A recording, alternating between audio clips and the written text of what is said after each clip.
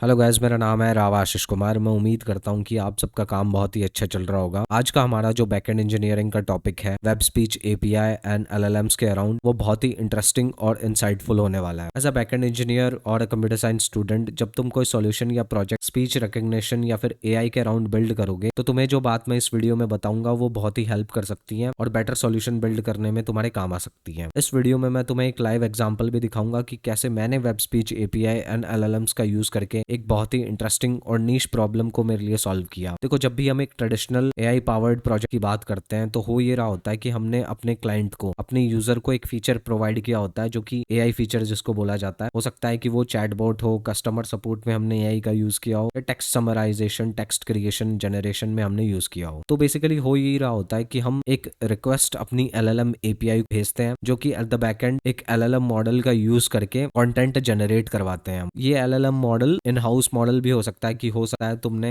AWS पे खुद का एलएलएम मॉडल डिप्लॉय कर रखा हो एंड उसको API as a service expose कर रखा हो, या हो सकता है कि आप third party services like Anthropic, OpenAI, DeepSeek का यूज करके अपना जो एआई पावर्ड प्रोजेक्ट है वो बना रहे हो। तो बेसिकली जो ये पोस्ट रिक्वेस्ट आपकी जाती है यूजर की साइड से, वो कंटेन करती है यूजर का टाइप या फिर एक सिलेक्टेड प्रॉम्प्ट। इस प्रॉम्प्ट के साथ साथ कुछ कॉन्टेक्स्ट भी हो सकती है, कुछ डिफॉल्ट सेटिंग्स भी हो सकती है, बहुत सारी चीजें हो सकती हैं। और आपका जो एलएलएम एपीआई है वो एलएलएम मॉडल के थ्रू आपको रिस्पॉन्स देता है जो कि आपका यूजर कंज्यूम करता है। तो बेसिकली ट्रेडिशनली हो यही रहा होता है। ये एक सिंपल वर्कफ्लो मैंने बताया, इसमें बहुत सारी चीजें हो सकती हैं, लाइक बैकग्राउंड में साइड इफेक्ट्स चल रहे हैं, कुछ जॉब्स क्यूज चल रही हैं, कुछ मैसेजिंग चल रही है, इवेंट ड्रिवन भी कुछ हो सकता है। तो ये सिर्फ एक बेसिक एग्जांपल है कि एलएलएम मॉडल को आपका यूजर प्रॉम्प्ट करेगा थ्रू टेक्स्ट और सिलेक्शंस, देन आपको रिस्पॉन्स मिलेगा। बट उस केस में क्या होगा कि जब हम यूजर से प्रॉम्प्ट टाइप्ड या फिर एक सिलेक्शन के थ्रू नहीं लेंगे, उसकी स्पीच के थ्रू लेंगे। तो सेम रिक्वेस्ट साइकिल को कैसे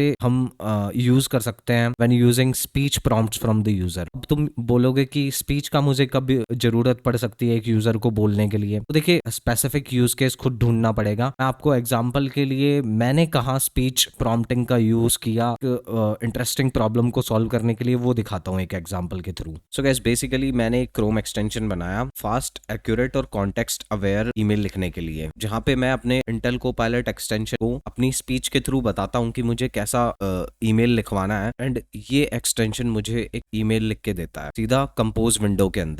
So guys, what problem actually Intel Copilot extension solves?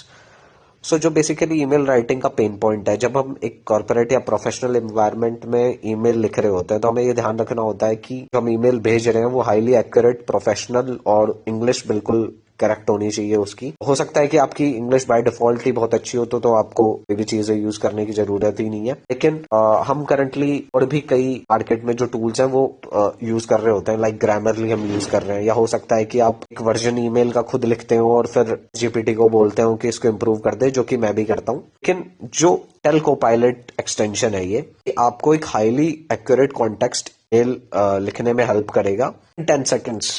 10 seconds, that's how fast this is. So highly accurate, context aware और फास्ट से मेरा मतलब क्या है? सो जब भी हम कोई भी एक ईमेल का रिप्लाई कर रहे होंगे by using Intel Copilot, so it knows कि वो कन्वर्सेशन किसके और किसके बीच में चल रही है, क्या कॉन्टेक्स्ट है उस कन्वर्सेशन का, और वो उस बेसिस के ऊपर एक हाईली एक्यूरेट ईमेल तुम्हें बना के देगा। तो मान लो मेरे पास यहाँ पे एक ओपन एआई का एक ईमेल आया हुआ है कि $9 has been credited from your account ending 6305, कि मैंने इनकी एपीआई परचेज करी थी, तो ये बिलिंग का डिटेल्स है। मान लो मुझे टेल कोपायलट की हेल्प से एक ईमेल लिखवाना है ओपन एआई को, कैसे करूंगा? तो तुम्हें एक एग्जांपल सिनेरियो बना के मैं दिखाता हूँ यहाँ पे। सो गाइस, मैं यहाँ पे ओपन एआई केस बिलिंग का रिप्लाई डालूंगा एक सिनेरियो बना के, और देखते हैं कि कितना बढ़िया कॉन्टेक्स्ट और कितना फास्ट ये इंटेल कोपायलट एक्सटेंशन ईमेल लिख पाता है। So let me press this and this extension will start hearing my voice prompt.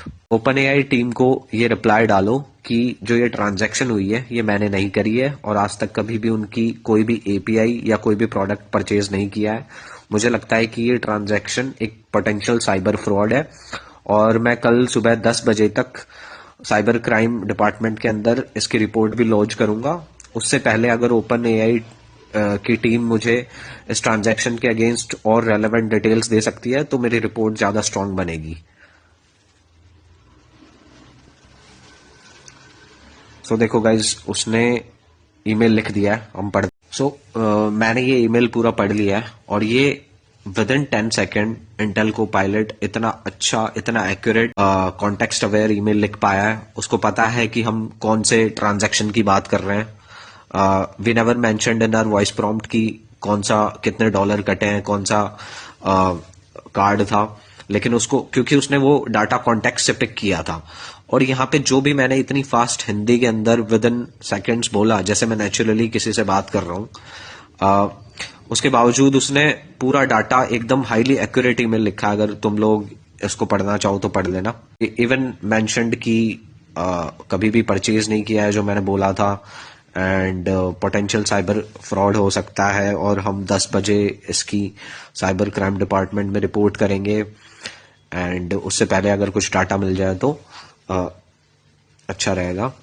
तो गैस, अगर मैं इंटेल कोपायलट एक्सटेंशन की टेक्निकलिटीज में जाऊं तो ये बिना किसी extra network call, extra latency के स्पीच को एज अ प्रॉम्प्ट यूज करता है एलएलएम एपीआई में। इस एक्सटेंशन में मुझे अचीव करना था कि मुझे कोई भी एक्स्ट्रा नेटवर्क कॉल यूज करके अपनी स्पीच की ट्रांसक्रिप्ट ना बनवानी पड़े और मुझे रियल टाइम एक प्रॉम्प्ट मिल सके, जो मैं बोल रहा हूँ वो as a real time prompt में कन्वर्ट हो सके, जिसको मैं अपने एलएलएम मॉडल को भेज पाऊँ। एंड इस चीज के लिए मैंने लेवरेज की web speech API. Web speech API तुम्हारी स्पीच को रियल टाइम में टेक्स्ट में कन्वर्ट कर देती है। मैं तुम्हें वेब स्पीच एपीआई का एक डेमोन्स्ट्रेशन दिखाता हूँ इस पेज पे। तो बेसिकली जैसे ही मैं इस माइक पे क्लिक करूंगा ये बातें सुनने लग जाएगा, जैसा कि मेरा इंटेल कोपायलट एक्सटेंशन कर रहा था। तो जैसे मैं यहाँ पे बोलूँ, एक ईमेल लिखो राव आशीष को कि कल का जो अपडेट है वो अभी तक नहीं मिला है। तो यहाँ पे इसने लिख दिया है, एक ईमेल लिखो राव आशीष को कि कल का जो अपडेट है वह अभी तक नहीं मिला है। तो देखिए काफी एक्यूरेट वो ट्रांसक्रिप्ट करके देता है, इवन दो इसमें कई बार गलतियां हो जाती हैं। देखिए